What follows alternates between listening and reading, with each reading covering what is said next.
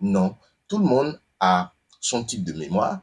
Nous avons différents types de mémoire et chacun a une façon de réviser qui peut lui être propre. Seulement, ce n'est pas évident que ce soit à la dernière minute qu'on se mette à découvrir la façon dont on aime réviser. On a souvent eu, depuis le début de l'année, une méthodologie, une façon qui a plus ou moins marché. Si elle n'a pas marché, il est temps de tester autre chose. Mais si elle a marché, on continue.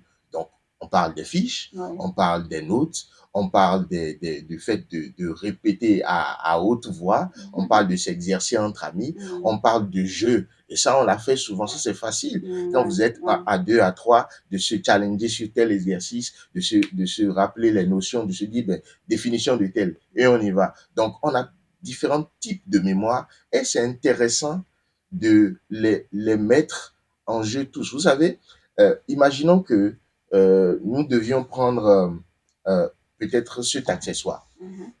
Votre téléphone, oui, ce téléphone, par exemple. Vous voyez, pour le prendre, je l'ai pris à pleine main avec mes 5 doigts. La mémoire, c'est aussi un peu pareil. Vous voulez retenir une connaissance. En utilisant un seul type de mémoire, vous êtes en train d'utiliser un seul doigt. Alors, la connaissance, peut-être, n'est pas stable, elle risque de tomber. Alors, pour la densifier, vous utilisez un deuxième type de mémoire.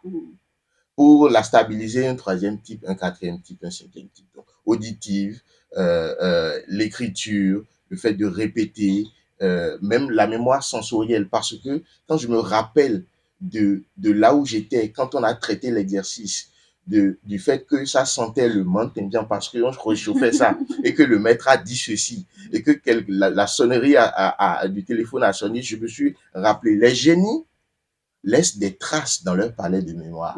Et c'est ça qui leur permet de revenir en situation de se rappeler clairement de ce qui s'est passé en ce temps et de trouver la solution.